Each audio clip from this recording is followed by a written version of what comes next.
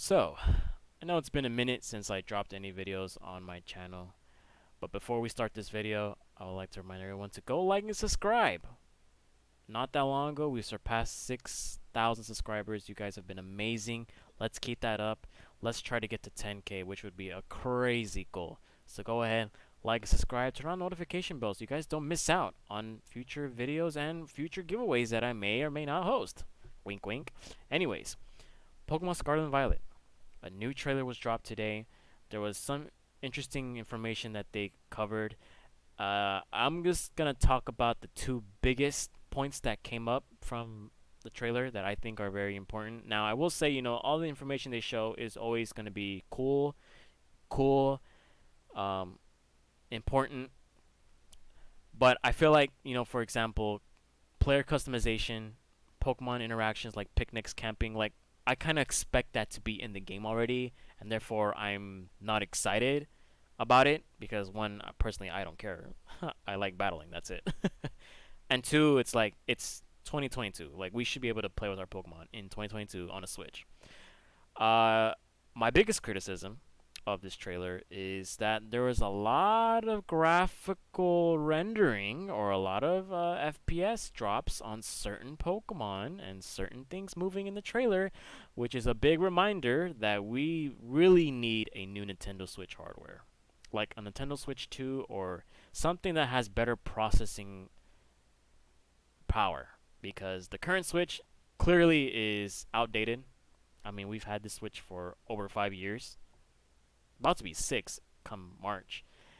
Yeah, we definitely need new hardware. But today, we're going to talk about the new Pokemon that was revealed, and it was kind of a left field because I wasn't really expecting this. Although, unless you've been searching up leaks and rumors and stuff, you kind of saw this coming. This is new Pokemon. It's Girafarig Evolution. Farigiraf. It will only evolve in the Paldea region, or Paldea region, depending on how you say it. It's normal and Psychic. Cool. And it has two new abilities that are exclusive to the game. Cudchew and Armored Tail. So let's talk about more about it. The head on its main body and the head on its tail combined. Pretty cool. Both of Farigiraf's brains are connected through the thick nerves. I mean, it kind of... I like this design, believe it or not. And I really like this design when its head encases its other head. Kind of like Alien, huh? But I really like this because if you look at Girafarig, the tail, head, whatever you want to call it, didn't really make any sense. And I guess now they're tying this, explaining why its head is like this. So I like it. I like its design. It's nothing simple. It's very unique. I don't think we ever had a Pokemon with a head and a head. Have we? Maybe we have and I'm just tripping. I'm pretty sure we have, though. I mean, there's 1,000 Pokemon. I can't memorize every single one of them. So that's pretty cool. So, design, really like it. Lore, really like it. So now let's talk about the abilities. And this is actually my first time reading the abilities because I didn't really pay attention to this stuff until I just got home now. So I'm literally reading it first time right now. So Cudchew is a new ability appearing for the first time in these titles. When a Pokemon with this ability eats a berry, it will eat it one more time at the end of the next turn. So it's kind of like Harvest, in a way. So one more time.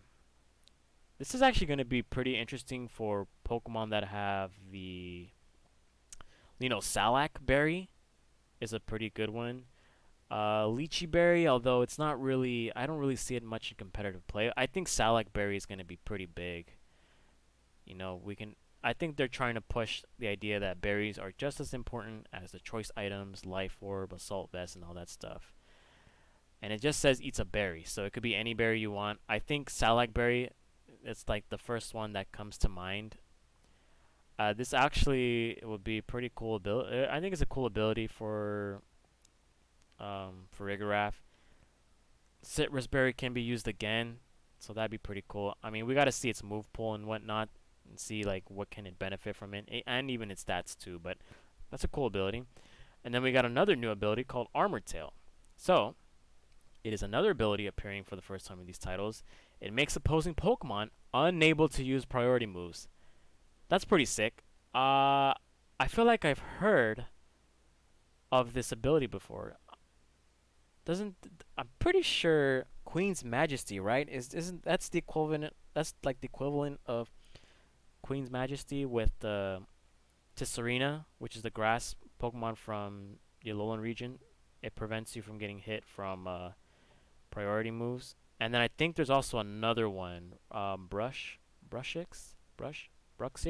that fish from the Alolan region. I'm pretty sure it has that same ability, but just worded differently. Unable to use priority moves. Hmm. Unless I'm like, dude, this is why my Pokemon memory's starting to fail, man. I just can't remember everything now. Oh wow. But I'm pretty sure we had a build. I know like Psychic Terrain. I mean, that's not an ability. That's a move or like a condition.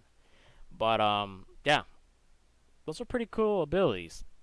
I just want to see its stats overall. Like, for me personally, what defines a Pokemon is going to come down to its stats and move pool. That's literally it. Normal and Psychic can be pretty clean, but if it does not have the moves or the support, I just don't see it being that good. But so far, it's pretty promising. And so now, the biggest takeaway or one of the biggest takeaways is introducing a TM machine. So now you can personally make TMs based on resources that you find in the open world, which is something we saw in Legends Arceus when you wanted to craft certain things or certain items for your adventure. This is always going to be a staple for overworld or open world RPG games where you find stuff in the wild or stuff you find through missions or stuff rewarded to you and you can craft a bunch of stuff. So it says every Pokemon Center is going to have this, so it allows trainers to make their own technical machines. TMs can be made using League Points, LP for short, and materials dropped by wild Pokemon after battle. League Points can be obtained as you advance the story or by trading in materials from Pokemon. Find moves you want your Pokemon to learn at the TM machine and try making a TM. The selection of TMs available for you to make grows as you continue your adventure. A single TM can only be used once. But if you have enough LP and the right materials from Pokemon, you can make as many as you like using the TM machine. Think carefully about what moves you want to have your Pokemon learn and expand your strategic arsenal. Okay, see, now I'm all for this kind of stuff because I feel like we find all this stuff in an open world environment. I should be able to use that stuff and either do two things: sell or craft. And obviously, the other point I'm going to make as well is as long as the material isn't so tedious to find or it requires a massive grind, then yeah, I'm all for it. I can see right here in the picture, for example, the League Points, and it's asking for a specific item, and you're missing 3. As long as the items you receive aren't like takes me like an hour to get, I'm all for it. And I really love, this is another thing I'm going to point out too, I really love the way the UI is looking so far in these games. It looks very modern. It looks clean. I definitely really liking the visual appeal of just like looking at this kind of stuff. Even like the text box, even though like the most simplest things, I really love this modern look of the user interface. So that's good job, Game Freak. Good job. At least you're learning something. Overall, was I impressed by the trailer? I would say yes. I mean, like I said, there was a lot of regurgitated information that we knew, like Team Starfall. And we also have, the new Pokemon that we've seen again. They reiterated the the terrestrializing mechanic. Like you can do raids. We already knew about that. You can find them in the wild. Yes, we know. There's different types of Pokemon with different Terra types. Yes, we knew that already. So whatever. But the new information and the way the way I see the visual, you know, user interface, it looks pretty cool. I like Giraffrig's new evolution. I have no problem with it. I think it's pretty cool. And yeah, let me know what you guys think. I know I probably skipped on a lot of information as well, but like I said, a lot of this information I knew was going to be in the game. It has to be in the game. Like player customization, changing your hair, eye color, eye shape, whatever. that should be in the game already. Talking about gyms, we already knew about the gyms. I mean, we already actually the previous trailer before this one talked about gyms, so it shouldn't be a surprise to anyone at this point. Looking forward to the open world paths that you take. I haven't decided what route I would take. Obviously, I gotta play the game to find out what is going on. There's still a big chunk of the main story that we don't know yet, which I'm hoping I don't get spoiled by that, because usually when I play Pokemon games for the first time, I do not want to get spoiled by the story. I'm hoping, crossing my fingers, that the story is actually good. And it's actually quality, and it's not that garbage that was Sword and Shield story. If you can give me a story like Sun and Moon with the characters like Lily and Gladion and Lucamine, you already got my thumbs up, my seal of approval. So, let me know what you guys think about the new trailer. Comment down below. Like I said, don't forget to like and subscribe to your boy Franklin. Peace.